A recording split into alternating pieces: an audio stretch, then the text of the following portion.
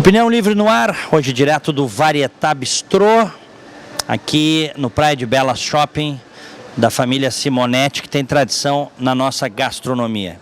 Conversando com Matheus Bandeira, que é pré-candidato ao governo do estado pelo Novo, mais conhecido talvez do grande público pelo período em que presidiu o Banrisul, pelo período em que foi secretário do planejamento do governo Dias da Cruz, mas que tem toda uma história que até é de muito mais tempo na iniciativa privada.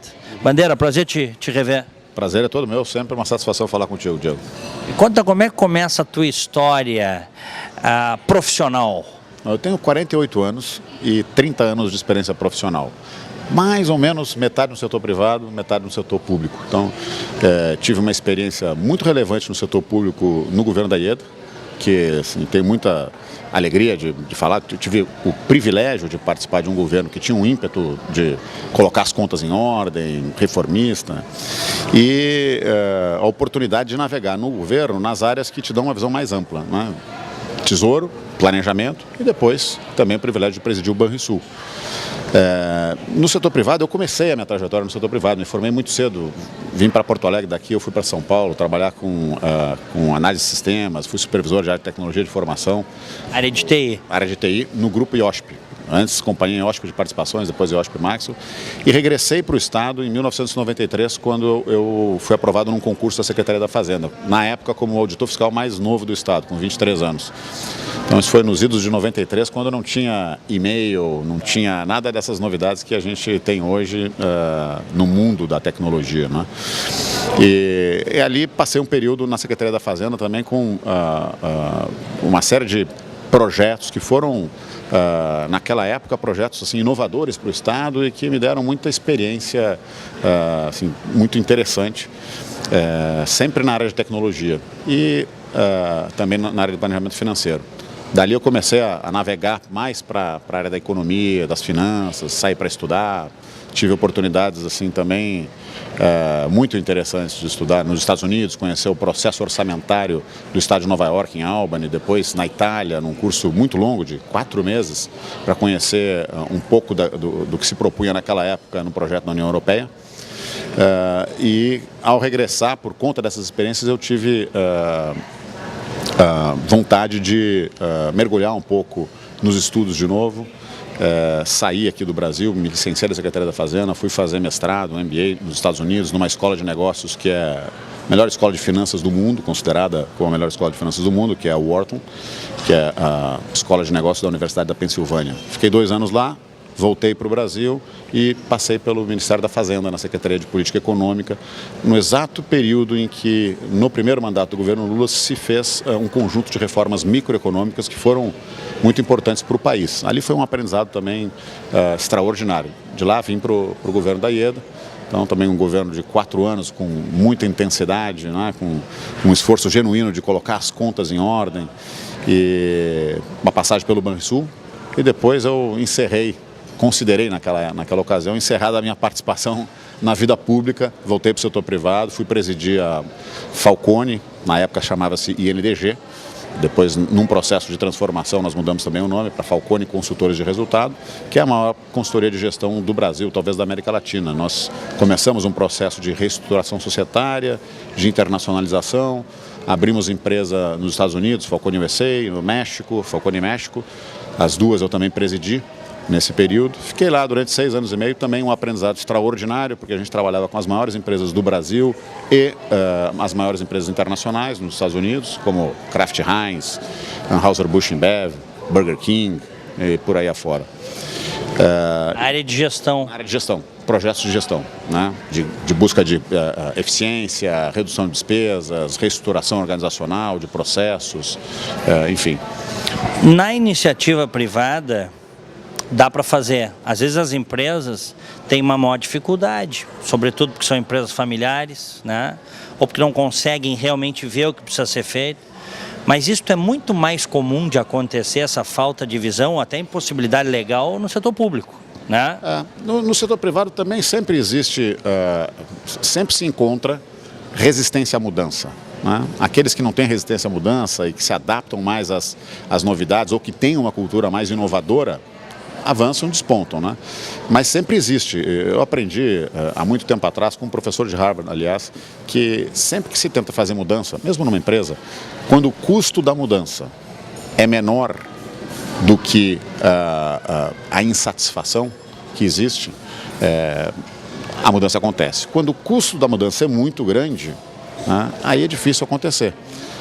No setor público, a dificuldade é que o setor público não tem dono, né? O dono é a maioria da sociedade, e a maioria da sociedade nunca se organizou, de fato, num polo de maioria para tentar clamar pelas reformas que o país precisa, por exemplo. Então, o custo de fazer mudança para os governantes, para os políticos, é sempre muito alto, porque é o custo de enfrentar as minorias barulhentas que se organizam e que se opõem às reformas, né? Acho que essa é a grande dificuldade, é o nó que a gente precisa desatar no Brasil, porque o Brasil, ao longo das últimas décadas, na minha opinião, foi capturado.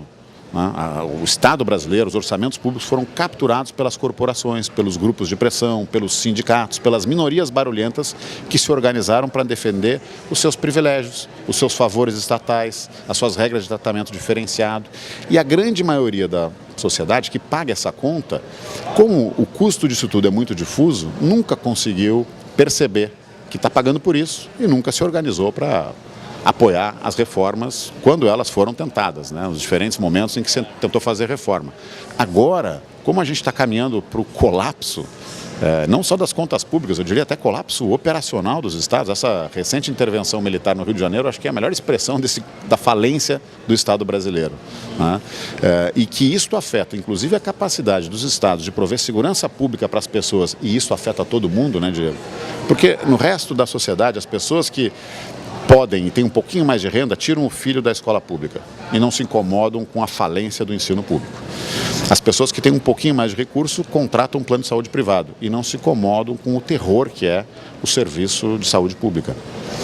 Mas a segurança pública não adianta, né? Ela alcança todo mundo. Então isso tem incomodado mais as pessoas e por isso que talvez exista hoje um sentimento de rejeição, de uma forma generalizada, à política tradicional.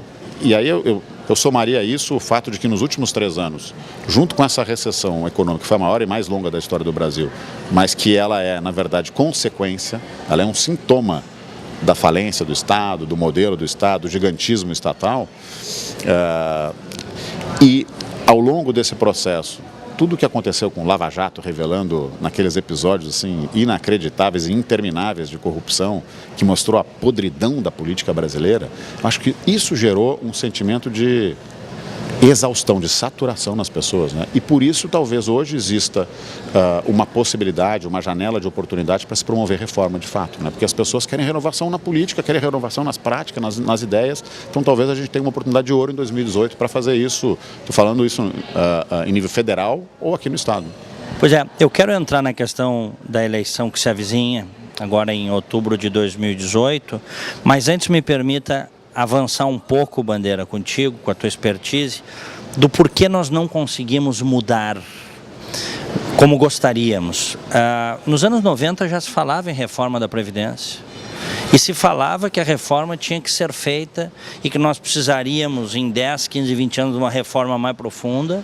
Foram feitos arremedos e agora nós estamos precisando de reforma, porque não é possível você ter um sistema onde o sujeito que seja da iniciativa privada do INSS tenha de aposentadoria média R$ 1.100, enquanto você tem no executivo 9.000, eu estou arredondando os números, no judiciário 15.000 e no legislativo 22.000. Quer dizer, é insustentável. Você tem a grande massa de pobres brasileiros sustentando uma elite e a gente não consegue mudar. Isso há mais de 20 anos. Exatamente. A gente fez reformas no passado, né? Em 1994 a gente teve a introdução do Plano Real, que garantiu estabilidade da economia. Foi uma reforma importante que veio também no curso de um governo que completou o mandato de um outro que foi empichado, não é? Fernando Collor foi empichado, veio Itamar Franco e conseguiu fazer esta reforma que se transformou num patrimônio dos brasileiros, porque existia um inimigo comum, que era a inflação. Não é? A gente teve uma série de outros avanços menores depois, mas não menos importantes, mas do ponto de vista assim, institucional, reformas microeconômicas que foram feitas e melhoraram marginalmente a economia brasileira, né, e as instituições. Eu acho que foram importantes. Mesmo depois, nesse início do governo Lula, as reformas que foram feitas como crédito consignado, que permitiu ampliação do crédito na economia a um custo mais baixo, patrimônio de afetação e alienação fiduciária que melhoraram o ambiente de negócios no setor imobiliário e permitiram também um boom na construção civil, com contratação de mão de obra de baixa formação, mas formalmente, né? Tudo isso foi importante nesses anos. A reforma da Previdência não é uma dificuldade só do Brasil, porque ela é um problema do mundo, né? Porque é afetada por diversos fatores, mas principalmente pela mudança do padrão demográfico, ou seja, as pessoas estão vivendo mais, as pessoas estão vivendo cada vez mais e isso é bom. As pessoas precisam trabalhar mais, porque na medida em que elas se aposentam, elas passam mais tempo da vida recebendo benefícios da aposentadoria. Num sistema como o nosso, que é o mesmo sistema da maioria dos países, que é um sistema chamado de repartição simples, é um contrato entre gerações, não é? Quem está trabalhando desconta para a Previdência e essas contribuições são destinadas imediatamente para financiar a aposentadoria de quem já trabalhou no passado. Eu não gosto desse sistema. Eu também não gosto desse sistema, em absoluto. Eu gosto de um sistema de capitalização, como o sistema do Chile. Individual. Individual, contas individuais, onde existe o conceito de propriedade individual. A pessoa contribui durante um determinado tempo e o que ela vai ter depois de aposentadoria será fruto da poupança que ela formou. O conceito original de aposentadoria do Bismarck era esse, né? Formar uma poupança para a gente poder ter recursos e manter o padrão de vida quando a gente não tiver mais capacidade de trabalhar. O sistema de pacto entre gerações funciona quando a gente tem muita gente trabalhando e pouca gente aposentada. Na medida que essas pessoas vão migrando para a aposentadoria e continuam vivendo cada vez mais, e some-se a isso o fato de que a gente tem taxas de natalidade menores, menos pessoas nascendo, menos pessoas ingressando no mercado de trabalho, a gente está invertendo essa relação entre trabalhadores e aposentados. E isto inviabiliza, torna insustentável esse sistema. Isso está acontecendo em vários lugares do mundo. Isso significa o seguinte, a gente está comprometendo a geração futura, porque a gente está prometendo mais benefícios do que a geração que vem atrás de nós, Diego, poderá pagar. A geração dos meus filhos, dos teus filhos. Só que é fácil fazer essa discussão de forma demagógica, populista, porque quem promete as condições de aposentadoria, o benefício que a pessoa vai receber, o percentual da contribuição, tudo isso, não dialoga com as pessoas que vão pagar a conta, porque essas não participam do debate. E é por isso que isso é um problema no mundo inteiro. Mas em lugares mais desenvolvidos, onde as pessoas discutem esse assunto de maneira séria, elas discutem o fato de que daqui a 20 anos o sistema poderá ser deficitário e produzem reformas. Tanto é que os países mais desenvolvidos, com um índice maior de prosperidade, de renda per capita, de desenvolvimento econômico e social, todos eles fizeram reforma da Previdência e instituíram idades mínimas de aposentadoria razoáveis, de 65, 66, 67 anos. Né? E no Brasil a gente tem dois problemas. A gente tem regras muito benevolentes em relação à idade para todos, porque no sistema de aposentadoria geral, chamado INSS, né, não existe idade mínima, então as pessoas se aposentam assim que completam o tempo de contribuição, 35 anos homens, 30 mulheres, né? E isso é sempre muito cedo, é 50 e poucos anos a média de aposentadoria dos homens. Os mais pobres acabam se aposentando aos 65 por idade, porque não conseguem completar o tempo de contribuição. E aí tem um outro problema que eu acho que o mais grave, que é o que tu citaste, que guarda mais iniquidades, mais injustiças, que são os chamados regimes próprios de aposentadoria, né? Para o telespectador do teu programa entender, são os regimes especiais, as regras de tratamento especiais para os grupos de pressão que ao longo de décadas pressionaram a política, os políticos, que por sua vez sucumbiram a essas pressões e garantiram as suas regras de tratamento especial, que lhes permitem se aposentar muito cedo, com valores muito superiores. E alguns com muito menor tempo de contribuição. Então, tem categorias que se aposentam com 30 anos ou 25 anos se for mulher. Aposentadorias de 10, de 20, tu citaste de 9 mil como valores médios no Poder Executivo, mas é acima de 30 mil no Ministério Público ou na Justiça.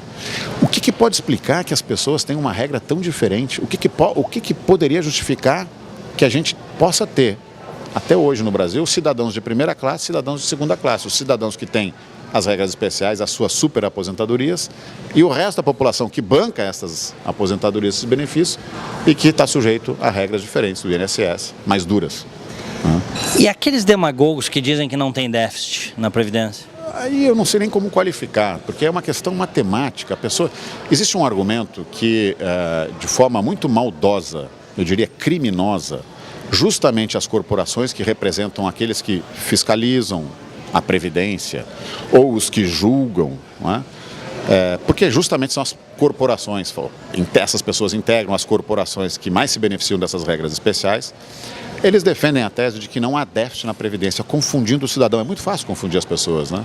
Porque esse tema é um tema espinhoso. E dizem o seguinte, olha, não existe, porque na Constituição existe uma coisa chamada Seguridade Social. E lá tem, na Seguridade Social, as fontes de receita da Seguridade Social são as contribuições previdenciárias, né, o PIS, COFINS, a contribuição social sobre o lucro líquido.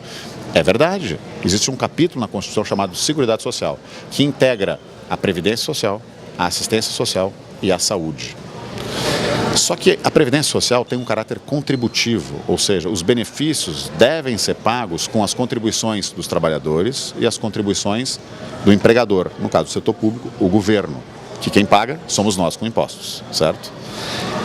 E não existe equilíbrio aí, nem no INSS, nem no regime próprio da União. Aliás, existe um desequilíbrio brutal. No ano de 2007, os dados são oficiais, cerca de 270 bilhões de reais de déficit. E onde é que está escondido aí a maior injustiça, né? Essa que a gente acabou de comentar. Dos 270 bilhões, 180 bilhões de déficit, ou seja, diferença entre tudo aquilo que a gente arrecada de contribuições e tudo aquilo que se paga de benefícios, 180 bilhões, são cobertos por recursos do Tesouro, recurso da tributação geral, para cobrir os benefícios de 30 milhões de aposentados. 30 milhões, 180 bilhões. Os outros 70 e poucos bilhões, 84 bilhões, é um déficit que se destina a pagar a aposentadoria de servidores da União, 980 mil servidores. Proporcionalmente é um descalabro, né? Proporcionalmente é 15 vezes mais per capita. O déficit per capita dos aposentados da União, aí os três poderes juntos, é 15 vezes mais do que o déficit per capita dos aposentados. É um absurdo isso. Como é que a gente pode defender isso? Então, assim, mesmo que a gente usasse os recursos das demais contribuições que financiam o restante da Seguridade Social, a saúde e a assistência, isso não seria suficiente. Outro argumento que é utilizado é o argumento da DRU, que tem a mesma força constitucional das próprias contribuições. Uma não vale mais que a outra. Existe uma DRU. O que é a DRU? A DRU é um instrumento de desvinculação das receitas da União, que permite que o governo desmarque, tire o carimbo que existe em determinadas receitas e que as torna obrigatória como destinação para determinadas despesas e possa aplicar livremente. Só que ele não consegue aplicar livremente, ele devolve para cobrir esse déficit, né? Então, este argumento é falacioso. E o outro argumento é o seguinte, se a gente tirar as receitas da Seguridade Social para cobrir a Previdência, vai faltar recursos para a saúde e para a assistência. Quer dizer, nós vamos continuar tirando dinheiro da saúde e da assistência social que financia, por exemplo, o Bolsa Família, para financiar a aposentadoria daqueles que mais ganham? Está errado isso, né? Sem dúvida. Mas nós vamos ter, quem sabe, um governo que tenha coragem de mexer nisso, ou nós vamos continuar empurrando com a barriga? Eu acho que vamos, que a gente já teve um grande avanço, né, Diego? O governo atual, o governo Temer, decidiu pautar esse debate e pautou ele até aqui. Agora recuou, porque não conseguiu votos nesse Congresso. Mas ele pautou até aqui. Pela primeira vez, a gente começou a discutir seriamente a necessidade de uma reforma da Previdência. E o que eu acho mais triste é que, antes do Temer assumir, após o impeachment da Dilma, a Dilma estava defendendo a reforma da Previdência. O Lula chegou a defender a reforma da Previdência, a necessidade de mudar as regras, porque as pessoas estão vivendo mais, né? Ambos gravaram vídeos falando isso. E, uma vez fora do governo, depois do impeachment, se tornaram oposição feroz à proposta de mudança da Previdência. Isso é muito triste, porque quem perde com isso é a sociedade brasileira. Não adianta a gente discutir, em hipótese alguma, qualquer outra necessidade de políticas públicas na saúde, na educação, necessidade de voltar a investir em infraestrutura. Nada será possível sem que a gente resolva o problema da Previdência. O Brasil não vai transformar essa nossa retomada da economia, que é cíclica, depois de 3 anos de recessão, em algo sustentável, duradouro, não vai impedir que isso se torne apenas um novo voo de galinha se não fizer a reforma da Previdência. Porque acho que as pessoas esclarecidas sabem que crescimento econômico depende do investimento. Investimento depende da confiança das pessoas na solvência das contas públicas. Quem vai trazer investimento para o Brasil, para projetos de longo prazo, de longa duração, como são, né, naturalmente os projetos de infraestrutura, se não confiar na capacidade do governo de honrar os seus compromissos lá na frente?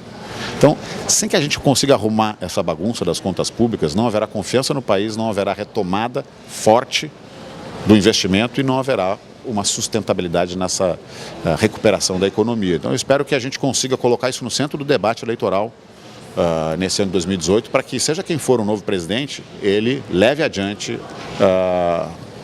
a necessidade de reformar a Previdência no país. Faça, não dá para protelar. Não é mais possível protelar.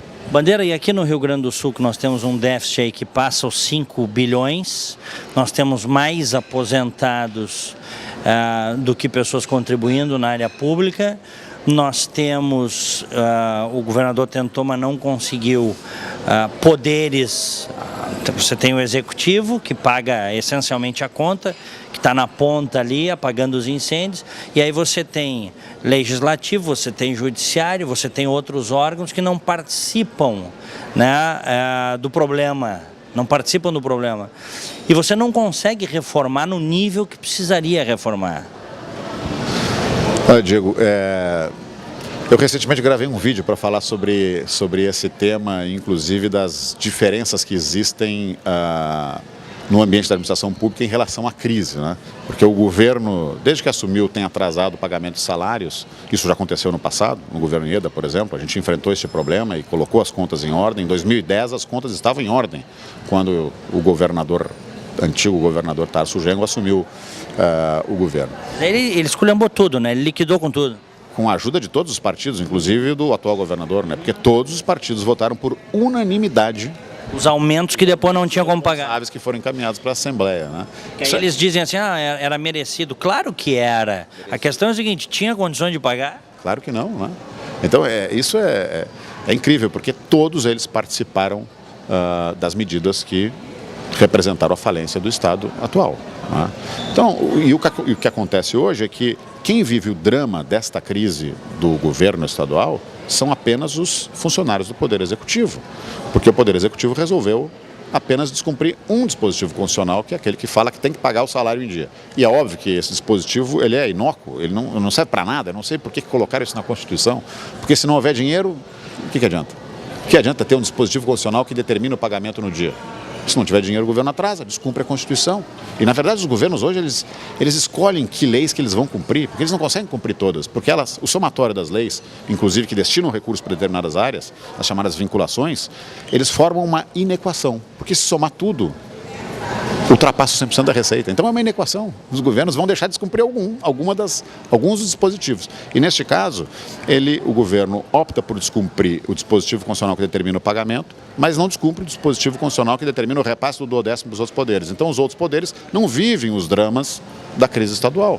Continuam recebendo seus salários rigorosamente em dia, os seus subsídios rigorosamente em dia, os seus auxílios imorais e indecentes, como o auxílio moradia. Eu tenho batido forte nesse penduricalho, que eu acho que é o símbolo da conquista dos tratamentos diferenciados da casta do serviço público, né? E que, infelizmente, pessoas que estão dando uma contribuição extraordinária para o país, na justiça, em relação à Operação Lava Jato, por exemplo, também se valem desse benefício e também justificam que isto seria válido por conta de anos sem reajuste nos seus subsídios. Eu olho para essa coisa toda, Diego, e fico me perguntando se o nosso problema maior é o déficit fiscal ou é o déficit de liderança, é o déficit de ideias. Porque e de coragem. De coragem para fazer diferente, para sair da mesmice, para deixar de trabalhar com a lógica do clientelismo, do fisiologismo, da troca de favores. Tudo que eu vejo, todos os pré-candidatos que se apresentaram até agora, todos eles representam a velha política, os velhos métodos, as velhas práticas, que a sociedade não aguenta mais. Deixa eu te fazer uma pergunta, nós já estamos encaminhando o encerramento, estamos sobre a hora, mas que eu já ouvi de algumas pessoas da área política, principalmente. O novo só consegue ter esse discurso porque é novo. Eu vou dizer o seguinte, o novo é novo não só no tempo de formação do partido. É Novo essencialmente nas ideias. O Novo é o único partido que faz aquilo que prega. Eu vejo pessoas de outros partidos criticando o fundo eleitoral, esta indecência, essa sacanagem que o Congresso Nacional aprovou e que nos rouba. O telespectador está nos ouvindo, ele não sabe, mas ele está financiando e vai financiar a campanha do Lula, se o Lula for candidato, do Bolsonaro, do Alckmin, de todos eles. Porque nós tiramos dinheiro da população, tiramos recurso da saúde, da educação, da segurança pública para formar um fundo de 1,7 bilhão de reais, que vai somar outro 1 bilhão de reais do fundo partidário, para financiar estruturas partidárias e campanhas políticas dessas pessoas, que não representam a maioria das pessoas. Política e partido político é uma organização privada, deveria funcionar que nem um clube de futebol, né? Sem dinheiro dos pagadores de impostos. Torcedor do Grêmio, né, Diego? Fanático, né? Tu gostaria de contribuir com o Internacional? Não. E o Colorado, será que gostaria de contribuir com o Grêmio? Tenho certeza que não. E eu sou Chavante, Brasil de Pelotas, não gostaria de contribuir com nenhum dos dois da dupla Grenal. Então, assim, que nem uma organização religiosa, uma igreja, cada um tem a sua, acredita na sua e contribui com trabalho voluntário, com dinheiro. O partido político deveria funcionar assim. O Novo é o único que se colocou contra a formação do fundo eleitoral. E não vai usar. E não vai usar e não usa 1 centavo do fundo partidário. Então, a prática é diferente. Então não é que é porque é Novo. A gente elegeu 4 vereadores na primeira eleição que o Novo disputou, né, no Rio de Janeiro, São Paulo, Minas Gerais e aqui em Porto Alegre, Felipe Camozato.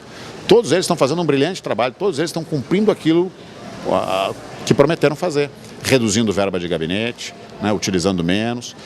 Todos eles têm a capacidade de dialogar com as diferentes bancadas e produzir propostas que são apoiadas por diferentes partidos, né, não são intransigentes. Quer dizer, o Novo tem um discurso e uma prática que estão alinhados aos seus valores. Aliás, é o único partido que foi instituído, alicerçado em princípios e valores muito claros, e a gente defende esses valores. E sabe o que faz com que o Novo não seja isso que dizem, que é só porque é novo e que depois ele pode... Porque o melhor instrumento de fiscalização do Novo e de garantia de que ele vai continuar sempre seguindo aquilo que diz os seus valores, seus princípios, é que ele é financiado pelos seus filiados e apoiadores. Na hora que ele enveredar para a velha prática, ele vai deixar de ser financiado e ele vai tender a desaparecer, né? Então eu acho que isso é um instrumento que é uma espada na cabeça do partido que vai fazer com que os próprios filiados, os próprios apoiadores sejam os grandes fiscais do partido e do comportamento dos seus mandatários. Muito bem. Matheus Bandeira, obrigado pela conversa. Vamos ver se a gente consegue conversar mais vezes. Eu que agradeço, Diego. Sempre um prazer falar contigo, com teus ouvintes e telespectadores. Igualmente. Opinião Livre.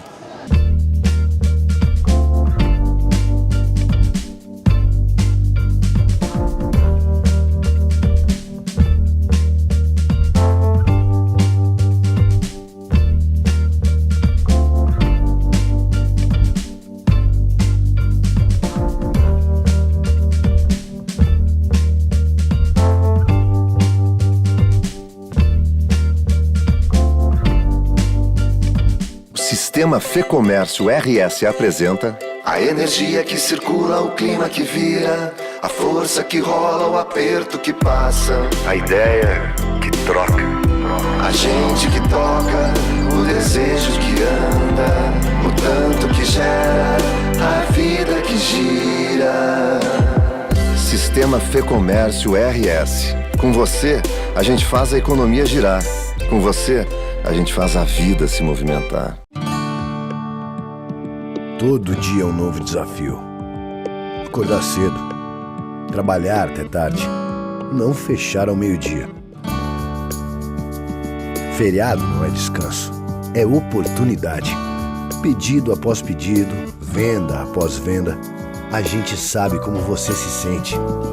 Melhor que isso, a gente trabalha para você se sentir mais seguro, mais preparado, mais forte. E para isso estamos sempre prontos para representar o varejo. Precisa de ajuda a qualquer hora?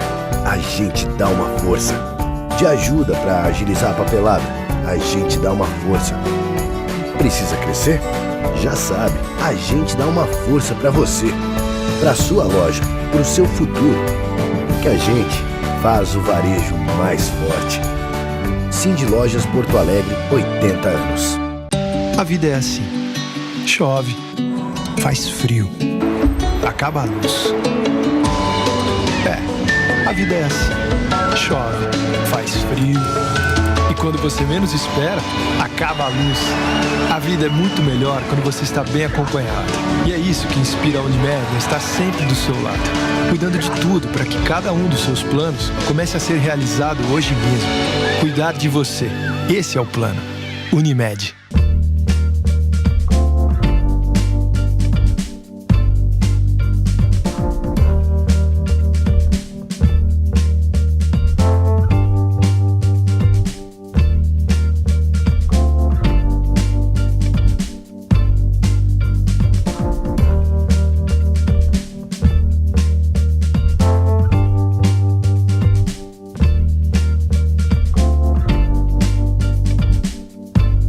Meus amigos, tudo bem? Opinião livre, hoje aqui direto do Varietà Bistrô, Praia de Belas Shopping, uma referência na gastronomia da capital. E eu tenho a satisfação de conversar com meu amigo de longa data, o Zento Kulczynski, que é o diretor-geral do canal BA, que é o nosso canal, onde nós estamos transmitindo. Canal 20 ou 520 da NET. Zento, prazer te encontrar. Prazer é todo meu, Diego, um amigo de longos tempos mesmo, né? Nos cruzávamos na NET, em vários canais, no antigo Olímpico, agora na Arena. Mas é um prazer estar aqui contigo e a gente poder falar um pouco do BA, né? Que é um canal que a gente vem há 2 anos e meio investindo, trabalhando forte para o bem de todos os programas, né? E tu és um produtor que está há muito tempo no canal, né? Então, tu sabe da luta que é, mas é uma satisfação também. Legal. O Diego Martins é um querido colega aí de longa data também, né, nesse meio. Estava me lembrando, nós já estamos há 18 anos com o programa no ar. Meu Deus, 18 anos. O canal vai fazer agora 23, 22, 23. É muito tempo. E eu estou ininterruptamente, eu nunca saí. Sempre fiquei. A gente muda eventualmente o horário, altera a grade e tal, mas 18 anos. Ou seja, sempre acreditei nesse produto, Zé. Não, e eu posso te dizer, agradeço, e posso te dizer que o pessoal quando veio perguntar do canal, né, como é que tá o canal, que programa, eles dizem, e o Diego continua, o Diego está ainda. Então, assim, é uma referência, né? Então eu agradeço a parceria. Né? E vamos lá, longa data, a gente tem aí cada vez fazendo mais investimento e buscando melhoria, evoluir com o canal, tenho certeza que a gente já conseguiu bastante coisa. Assumimos o canal num momento conturbado, né? E conseguimos reverter e estamos lá subindo, crescendo, agora com aproximadamente 30 programas. Conta para nós, esse foi um momento emblemático, né? Foi o momento que antecedeu a mudança do canal 20 para canal BA. Foi um momento conturbado que nós quase perdemos um canal, né, no Rio Grande do Sul, que é um canal que, enfim, as pessoas gostam, assistem em todo o interior do estado, capital. Isso, exatamente. Na verdade, isso aconteceu em 2015. Ele era a NET Cidade, que ele já estava com esse nome há alguns anos, a gestão lá em São Paulo. E por uma questão jurídica lá, a NET foi obrigada a abrir mão do canal, não podia mais operar. E por um tempo ficou aquela questão de o canal vai fechar. E na verdade isso é uma indústria, né? Muita gente vive do canal, né? Então é um segmento que é muito importante, o canal com todo esse tempo de história. Mas nós tivemos entre 15 dias e um mês, né? Eu, a Aline, minha esposa e minha sócia, para fechar esse negócio com a NET, aprender a tocar, recuperar os contratos e começar a vida. Ele não chegou a ficar fora do ar e foi. Percebemos a importância de voltar com o nome do Canal 20, que ele era a NET Cidade, então resgatamos o nome Canal 20, que era um nome muito forte, e a partir dali trabalhar muito forte a questão de comunicação, de assessoria de imprensa, que é um trânsito que a gente sempre teve, né, para realmente dar um corpo para o canal. E muita gente dizia assim pra gente, por que vocês não botam, como alguns canais que tem aí no interior, tanto do Rio Grande do Sul como Santa Catarina, botam filme, botam desenho, Mas não, ninguém vai querer ver isso. O pessoal quer ver quem vem da entrevista pro Diego, quer ver coisas que acontecem na noite, prêmios que são entregues em Porto Alegre. Então, a questão é identidade local. E isso a gente sempre conseguiu manter, né? Teve o foco nisso. E eu acho que esse é um dos motivos do sucesso. Me conta uma coisa, quantos anos tem o canal? 20? O canal, ele tem 22 anos. Bom, e agora nós estamos no 520, altíssima qualidade na TV das pessoas. Agora estamos no 520, era o nosso objetivo de todo o ano passado, nós viemos perseguindo isso, desde o momento que lançamos a nova marca, o BA, percebemos que o próximo passo seria ir para o 520. Por quê? Hoje os equipamentos, na maioria dos assinantes da NET, eles ligam no 500. Então é mais complicado hoje o pessoal voltar lá para o 20, tem muito canal na frente, né?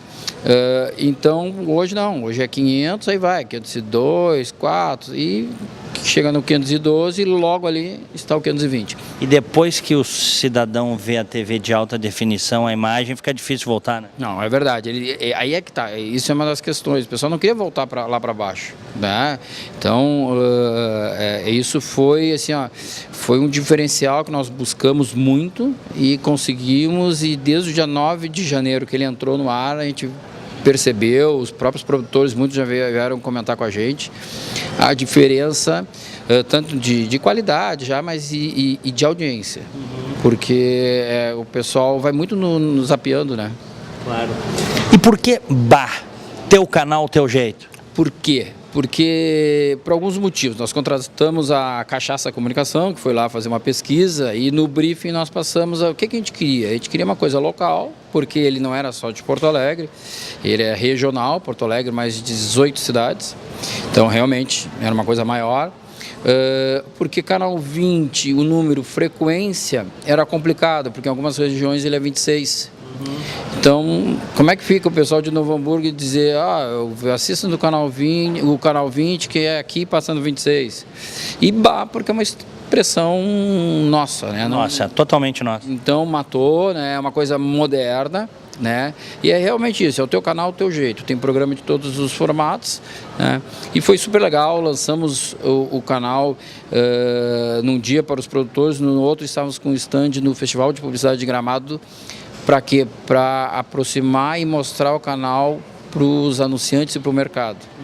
Então foi super interessante, fechamos uma parceria ali também com a Famecos, e a Famecos fazia uma resenha do melhor que aconteceu no Festival de Publicidade e no final do dia passava no canal.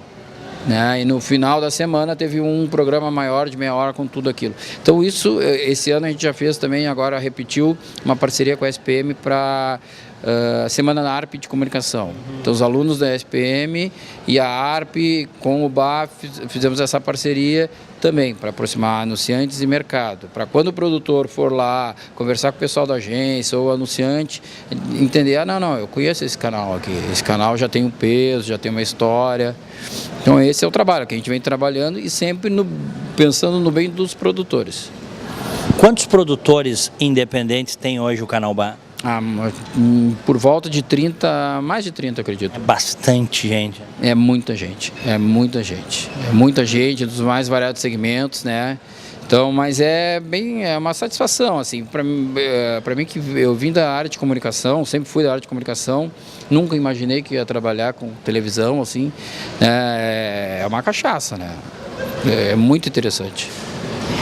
Como é que tu acabasse entrando nesse lance de canal de televisão? Porque tu tens uma história de uma ligação forte com a NET, trabalhasse na NET, né? Exatamente. Aliás, foi lá que nós nos conhecemos há muito tempo, há mais de 20 anos. Há mais de 20 anos, exatamente. Eu comecei na NET em novembro de 1993, agora a NET faz aqui em Porto Alegre 25 anos em novembro, e eu tenho orgulho de dizer isso, eu fui o primeiro estagiário na área de marketing. Primeiro, é? Primeiro estagiário, na época era Marcelo Sirotes, o Antônio Gornati, e aí ali começou durante 10 anos, saí da NET, fiquei 2 meses sem um vínculo, vamos dizer, mas já logo depois de 2 meses já montei uma assessoria de comunicação para atender a NET. Tu estavas na faculdade ainda? Não.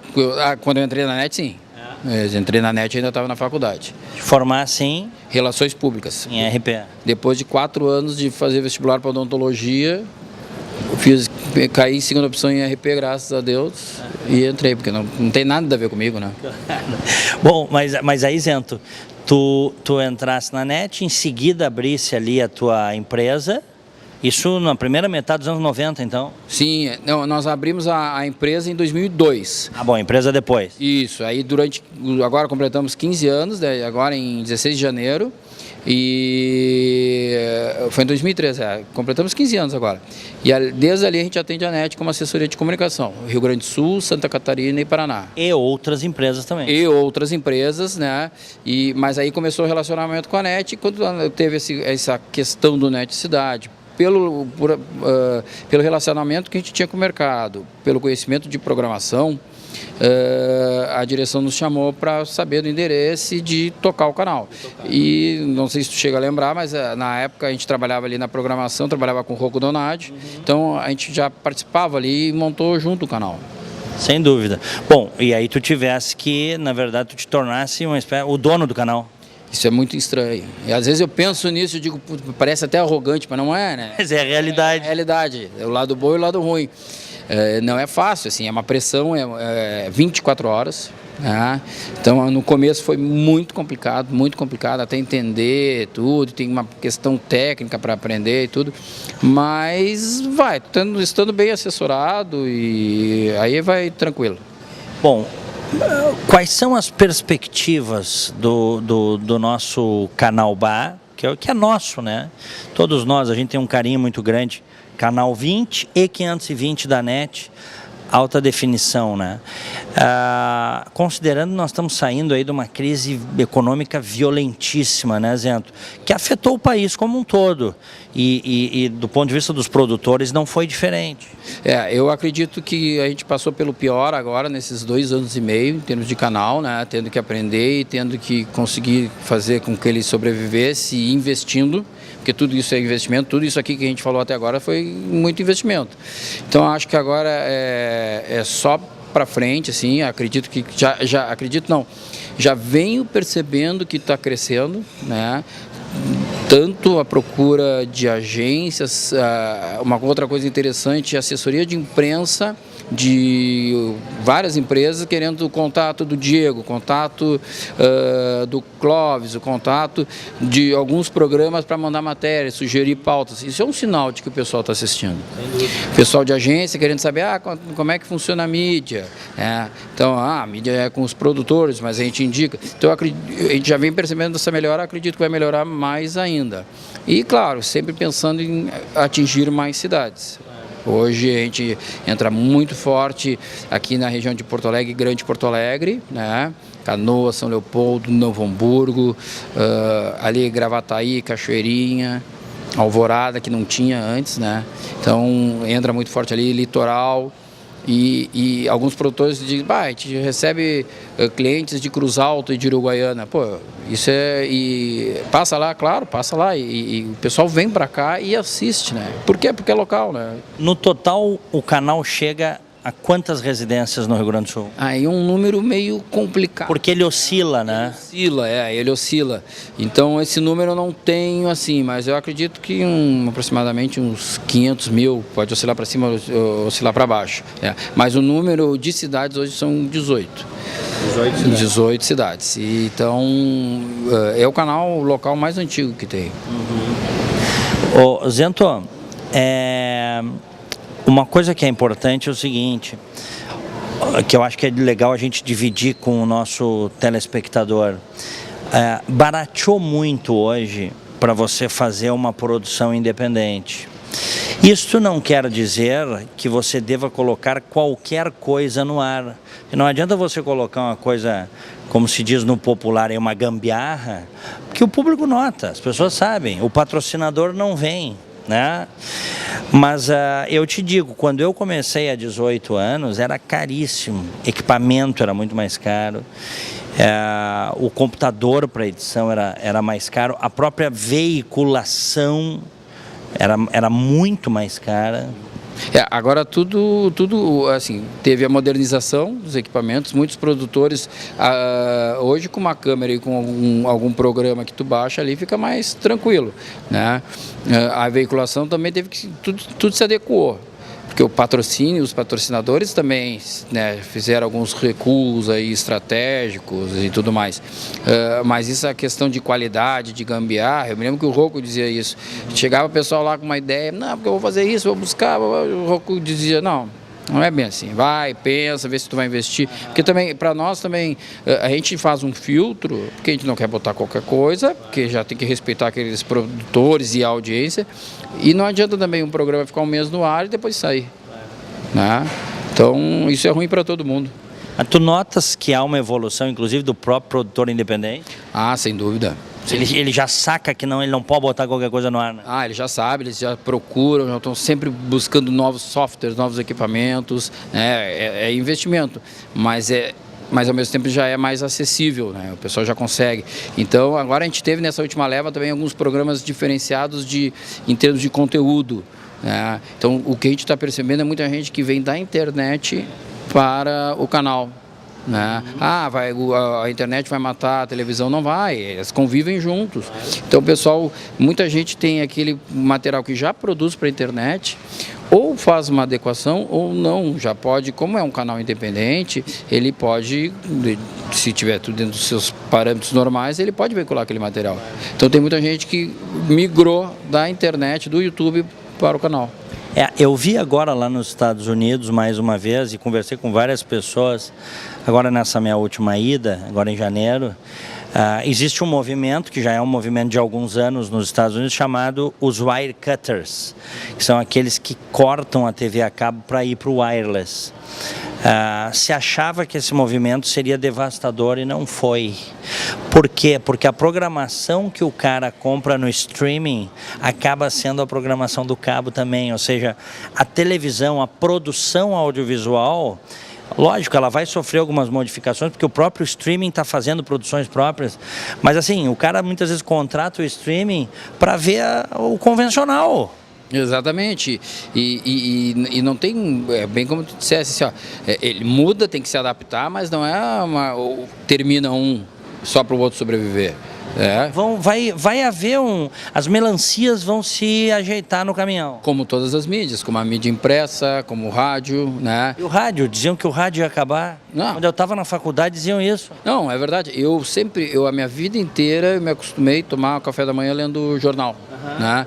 Agora eu leio na internet, muito mais fácil. Quando eu pego o jornal, que igual eu recebo, esse vai lá para o cachorro. Então é uma questão de costume. Mudou a plataforma, vamos dizer assim. Exatamente, isso já se dizia há muito tempo, né? Isso é fantástico quando o pessoal consegue perceber isso. E o stream está aí para, por exemplo, a NET tem o Now, que cada vez mais tem mais títulos e o pessoal está acessando mais, cada vez mais. Eu sou cliente, né? Eu estou sempre comprando filme ali. Não, eu também. Então a gente vê, tem toda uma parte que é gratuita e tem outra parte que não é, de acordo com o teu plano, mas isso faz parte. Mas, Zento, mas tem o Netflix, eu também tenho Netflix, eu também tenho o Amazon Prime, mas tem filmes que estão no Now que eu quero ver e que eles são vendidos, aí tu compra, se tu quer ver, tu compra. Exatamente, e tem muita promoção e tem coisas, e assim, pelo que eu, né, aí já é uma questão de, tu consegue perceber uma qualidade também, alguns exclusivos, tem tudo, tem seu preço, né? Mas é aquilo, é a questão de adaptar. Todas as mídias, elas vão morrer mesmo, não acredito, né? Então elas estão se mantendo, né? E a gente vem percebendo que o canal está crescendo, graças a Deus. Claro. Bom, tu tá otimista então, assim, bem pé no chão, tu tá otimista que a crise já passou, né? E que agora nós vamos ter, sobretudo, e aí puxando para o nosso, a brasa para o nosso assado aqui, no setor de produção independente, só vai agora? Eu acredito que só vai, estou otimista, né? Eu só torço que a parte política não prejudique a economia.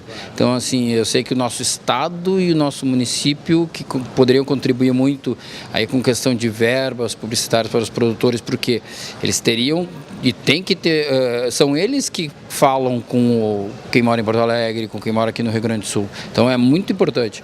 Só que, então, assim, tudo depende do Estado ter dinheiro, estar bem, estar fazendo tudo. Então, mas acredito que sim. Acho que o pior já passou e acho que agora é só bola para frente. Devagar, né? E agora o cidadão Zento, o que está achando do Brasil? O que nós vamos ter na eleição aí? Pois é, eu tô meio perdido, assim, eu não, sinceramente não sei o que vai acontecer. Eu acho que pode acontecer até, espero que não aconteça nenhum absurdo, assim, mas é difícil tu pensar em quem tu pode confiar, né? Eu sei que tem políticos confiáveis, né? Mas são raros, né? São raros, e o que me assusta muito é essa granalização, a gente fala muito nisso, né, de tudo, assim, ou é um lado ou é o outro, e é mais fácil o pessoal julgar pelo que um errou mais do que o que o outro fez de coisa positiva, né. Então eu tenho receio, mas espero que aconteça tudo normal dentro do que tem que ser feito, assim, para não prejudicar a economia. Nós vamos continuar trabalhando como sempre, né, o brasileiro trabalha muito. Sem dúvida, né? Até porque a gente tem muita coisa para pagar, né? Muita coisa para pagar e é pena que a gente não tem a devolução disso, né? Em serviços, né? Mas tudo bem, vamos fazer a nossa parte. Zento Kulczynski, diretor-geral do BAR, canal 20 e 520 da NET, teu canal, teu jeito. Obrigado por esse bate-papo, sucesso para nós, né? Eu que agradeço, tu sabe que eu sempre fui teu fã, né? Muito obrigado. Parceiro, e a gente está sempre à disposição, e é isso aí, convidar todo mundo para assistir o canal, né? E os anunciantes e mercado para investir no canal também, porque é uma coisa nossa e gera emprego, gera receita para governos e tudo mais. Desenvolvimento, então é uma coisa muito positiva. E só para fechar, não quero perder esse gancho, o sujeito pode ter um projeto há muito tempo que ele quer tirar do papel, ele conversa contigo, tu podes inclusive dar as tintas, dar os caminhos para ele começar, né, Zé? Sem dúvida, a gente está super aberto ali, ele pode colocar para fora o sonho que ele sempre teve, e tem muito o formato possível ali. Daqui a pouco tem um talento escondido. Sem dúvida, a gente hoje pode fazer, diferentemente daquele tempo, onde era o Net Cidade, Canal 20, a gente pode colocar no ar o formato que a gente quer. Não tem mais coisa engessada. Se a gente quiser fazer um programa de youtubers de 3 minutos, 2 minutos, a gente faz. Hoje, sendo interessante, tendo qualidade, não tem problema, a gente discute e tenta viabilizar. Grande abraço. Outro, muito obrigado. Valeu, Zento Kulczynski, diretor-geral do canal BAR. Teu canal, teu jeito, tá aqui, ó. Olha aqui. Teu canal, teu jeito. E no Facebook, em facebook.com/canal BAR. Tá bombando.